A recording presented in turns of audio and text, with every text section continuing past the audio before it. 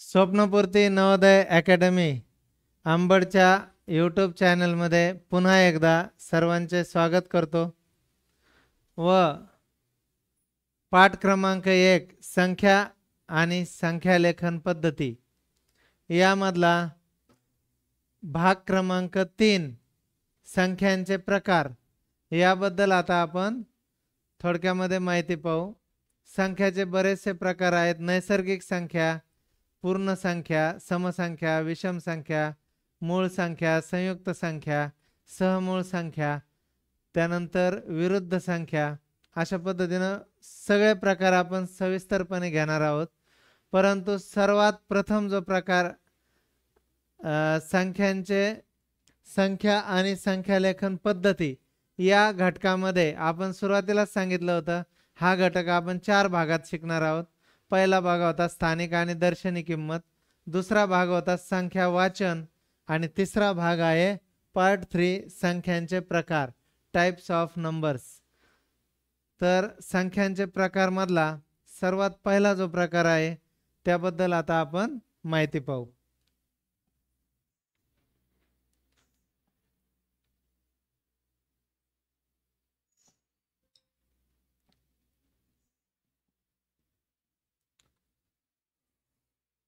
संख्यांचे प्रकार मधला सर्वप्रथम प्रकार आहे नैसर्गिक संख्या, त्यालाच आपण म्हणतो नॅचरल नंबर्स। नॅचरल नंबर्स परीक्षेच्या दृष्टीने जर बघायचं झालं तर त्याचा अजून एक नाव आहे हिंदी मधून, त्याला म्हणतात प्राकृतिक संख्या। प्राकृतिक संख्या एका वर्षी परीक्षेमध्ये प्राकृत हा सुद्धा शब्द आला होता। हे सगळे शब्द आपल्याला त्याचे ध्यानात ठेवणं आवश्यक आहे, कारण परीक्षेमध्ये नाव बदलून येतं। प्राकृतिक संख्या असा शब्द आल्यावर आपण अडचणीत येतो, त्यामुळे आपण आता नैसर्गिक संख्या त्यालाच प्राकृतिक संख्या, प्राकृत संख्या असं देखील म्हणतात, त्यालाच नॅचरल नंबर्स असं देखील आपण म्हणतो। तर बघा आता नैसर्गिक संख्या कशाला म्हणायचं? नैसर्गिक संख्यांची सुरुवात 1 पासून होते। 1 2 3 4 5 6 ते अनंत, अनलिमिटेड। सुरुवातीची सुरुवात मात्र माहिती आहे आपल्याला, 1 2 1 पासून सुरू होणाऱ्या 2 3 4 5 ते अनंत या संख्यांना नैसर्गिक संख्या असे म्हणतात। सुरुवात माहिती आहे आपल्याला 1 पासून होते, परंतु त्याचा शेवट आपण सांगू शकत नाही, कारण त्या अनंत असतात। मग या नैसर्गिक संख्या वस्तू मोजण्यासाठी वापरल्या जातात, म्हणून त्यांना अजून एक नाव आहे बघा। काय नाव आहे? मोज संख्या। टोटल आपल्याला 4 नाव ध्यानात ठेवायचे, नैसर्गिक संख्या, प्राकृतिक संख्या, प्राकृत संख्या आणि मोज संख्या असे त्याचे टोपण नाव आहेत। आपल्याला कसे टोपण नाव असतात, बंटी, कोणी बबली, हे का नाही, टोपण नाव आपल्याला असतात, तसंच याला सुद्धा टोपण नाव आहे संख्यांना। Natural numbers are used to count things, so it is also called countable numbers। त्या वस्तू मोजण्यासाठी वापरतात, म्हणून त्याला मोज संख्या असं देखील म्हणतात। आपल्याजवळ जर 2 पेन असतील तर आपण कसं मोजू? 1 2। तुमच्याकडे 10 रजिस्टर असतील तर कसं मोजू आपण? 1 2 3 4 5 6। या वर्गामध्ये जर 50 विद्यार्थी बसलेले असतील, आपण सुरुवात 1 पासून करणार, 50 विद्यार्थी मोजणार। म्हणजे ज्या काही वस्तू असतील त्या मोजण्यासाठी यांचा उपयोग होतो, म्हणून त्यांचं दुसरं नाव काय आहे? मोज संख्या असं देखील आपण त्याला म्हणतो। सुरुवात माहिती आहे, शेवट माहित नाही, कारण त्या अनंत असतात। त्याचे वैशिष्ट्य बघू आपण आता। सर्वात लहान नैसर्गिक संख्या कोणती आहे? 1, कारण त्याची सुरुवातच 1 पासून होते। सर्वात लहान नैसर्गिक संख्या कोणती असा प्रश्न आला तर आपलं उत्तर काय असणार आहे? मग 1। पुढं काय आहे? सर्वात मोठी नैसर्गिक संख्या सांगता येत नाही। आता बघा तिथं काय दिलंय? सांगता येणार नाही। कशामुळे सांगता येणार नाही? कारण त्या अनंत आहेत, त्यामुळे सांगता येत नाही। काय एखाद्याला बोलता येत नाही म्हणून सांगता येत नाही? असं आहे का? नाही, त्या अनंत असतात. आपण पेन संपेपर्यंत आपण आयुष्यभर लिहित बसलं तरी शेवटची संख्या आपल्याला मिळणार नाही. म्हणून का मिळणार नाही? कारण त्या अनंत असतात. सुरुवात माहिती आहे, शेवट माहित नाही. शून्य ही नैसर्गिक संख्या नाही. शून्य ही नैसर्गिक संख्या नाही, कारण त्याची सुरुवातच 1 पासून होते. मग शून्य कशाला असेल नैसर्गिक संख्या? वस्तू मोजण्यासाठी वापरतात. त्यामुळं शून्य ही नैसर्गिक संख्या नाही, हे लक्षात ठेवायचं. एखाद्या वेळेस परीक्षेमध्ये खालीलपैकी योग्य विधाने ओळखा. त्यामध्ये सर्वात लहान नैसर्गिक संख्या 1, सर्वात मोठी सांगता येणार नाही. शून्य ही नैसर्गिक संख्या आहे आणि अजून एखादं विधान येईल आणि मग त्याच्यातलं चुकीचं विधान ओळखायचं असेल तर हे वैशिष्ट्य आपल्याला पाठ असणं आवश्यक आहे. नैसर्गिक संख्यांची जर बेरीज केली आणि गुणाकार केला तर उत्तर काय येणार आहे? नैसर्गिक संख्याच येणार आहे. उदाहरणार्थ 8 ही नैसर्गिक संख्या आहे, 7 ही नैसर्गिक संख्या आहे. यांची बेरीज केली, उत्तर किती आलं? 15. 3 ही नैसर्गिक संख्या आहे, 9 ही नैसर्गिक संख्या आहे. यांचा गुणाकार केला, उत्तर किती आलं? 27. 15 आणि 27 या दोन्ही पण काय आहेत? नैसर्गिक संख्या आहेत. म्हणजे नैसर्गिक संख्यांची बेरीज केली किंवा नैसर्गिक संख्यांचा गुणाकार केला, येणारं उत्तर काय असतं? नैसर्गिक संख्याच असते. त्यानंतर पुढं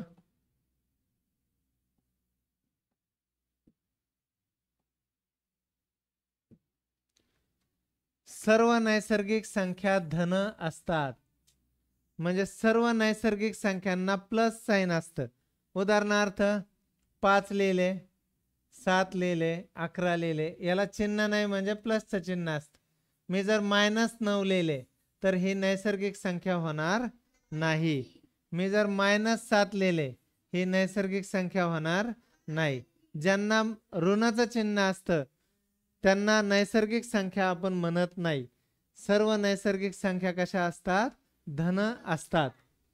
त्यानंतर समजा आपल्याला एकूण नैसर्गिक संख्या शोधायच्या असतील तर त्याचं एक सूत्र आहे, शेवटची नैसर्गिक संख्या वजा पहिली नैसर्गिक संख्या अधिक 1. उदाहरणार्थ समजा आपल्याला म्हटलं 15 ते 70 पर्यंत एकूण नैसर्गिक संख्या किती आहेत असं शोधायचं असलं आपल्याला जर असं म्हणलं असतं 1 पासून 20 पर्यंत किती आहे, आपण लगेच सांगितलं असतं किती? 20. आपल्याला जर म्हणलं असतं 15 पासून 30 पर्यंत किती आहे, आपण पटपट मोजून सांगू शकतो. परंतु असं लांबचं जर आलं 15 ते 70 पर्यंत एकूण नैसर्गिक संख्या किती, अशा वेळेस काय करावं लागेल आपल्याला? शेवटची नैसर्गिक संख्या म्हणजे 70 वजा पहिली नैसर्गिक संख्या 15 अधिक 1. 70 मधून 15 गेले किती राहतील खाली? 10 मधून 5 गेले 5. 55 अधिक 1. उत्तर किती येईल? 56. 15 पासून 70 पर्यंत एकूण नैसर्गिक संख्या किती आहेत? 56. जर आपल्याला एकूण नैसर्गिक संख्या काढायच्या असतील तर ह्या सूत्राने आपण नैसर्गिक संख्या काढतो. पहिल्या डॅश डॅश डॅश नैसर्गिक संख्यांची बेरीज जर करायची असेल आपल्याला, बघा, तर समजा आपल्याला असा प्रश्न आला, 1 मिनिट, हे वैशिष्ट्य घेतोय आपण आता सध्या 7वं. पहिल्या म्हणजे 1 पासून सुरू होणार आहे, 1 ते 20. 1 ते 20 पर्यंतच्या नैसर्गिक संख्याची बेरीज किती? मग आपण सगळ्यांची बेरीज करीत बसणं शक्य आहे का आपल्याला? नाही. मग सूत्र हे वापरायचं, पहिली नैसर्गिक संख्या त्याच्या पुढची नैसर्गिक संख्या 21 भागिले 2. बे 1 बे, बे 10 20. 21 ने 10 गुणलं, उत्तर किती आलं? 210. म्हणजे पहिल्या नैसर्गिक संख्या 1 पासून 50 पर्यंत पहिल्या 70 नैसर्गिक संख्याची बेरीज, पहिल्या 500 नैसर्गिक संख्याची बेरीज, पहिल्या 40 नैसर्गिक संख्याची बेरीज जर करायची असेल तर काय करू आपण? मग 40 गुणिले 41 भागिले 2. पहिल्या 25 नैसर्गिक संख्याची बेरीज करायची असेल तर 25 त्याच्या पुढची संख्या घ्यायची भागिले 2. पहिल्या 10 नैसर्गिक संख्याची बेरीज 10 लिहिले त्याच्या पुढची संख्या घेतली भागिले 2. सिंप्लिफिकेशन केलं उत्तर आलं 55. अशा पद्धतीनं पहिल्या 1 पासून सुरू होणाऱ्या नैसर्गिक संख्यांची बेरीज जर आपल्याला करायची असेल तर ती नैसर्गिक संख्या लिहायची त्याच्या पुढची घ्यायची भागिले 2 करायचं उत्तर मिळून जाईल आणि एकूण नैसर्गिक संख्या. आता हे जे आहे एकूण नैसर्गिक संख्यांची बेरीज काढणे हे आपल्याला 5वीला नवोदयाच्या परीक्षेला तरी अपेक्षित नाहीये, थोडं हाय लेवल आहे. तरी हे सूत्र सांगतो फक्त मी. एकूण नैसर्गिक संख्यांची जर बेरीज काढायची असेल आपल्याला तर पहिली नैसर्गिक संख्या गुणिले शेवटची नैसर्गिक संख्या भागिले 2 गुणिले एकूण नैसर्गिक संख्या. अशा पद्धतीने त्याचं सूत्र आपल्याला सांगता येईल. तर ते काय जास्त आपल्याला अपेक्षित नाहीये. पहिले 2 सूत्रावर आपल्याला प्रश्न येऊ शकतात. त्यानंतर आता आपण काय पाहिले माहिती, नैसर्गिक संख्यांची नावं पाहिले. नैसर्गिक संख्यालाच आपण प्राकृतिक संख्या म्हणतो, त्यालाच प्राकृत संख्या म्हणतो, त्यालाच नॅचरल नंबर्स म्हणतो. त्या वस्तू मोजण्यासाठी वापरतात म्हणून त्यालाच मोज संख्या असं देखील म्हणतो.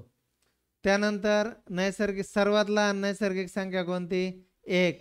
सर्वात मोठी सांगता येत नाही कारण त्या अनंत असतात. नैसर्गिक संख्या धन असतात. 0 ही नैसर्गिक संख्या नाही. असे अनेक वैशिष्ट्ये आपण पाहिले.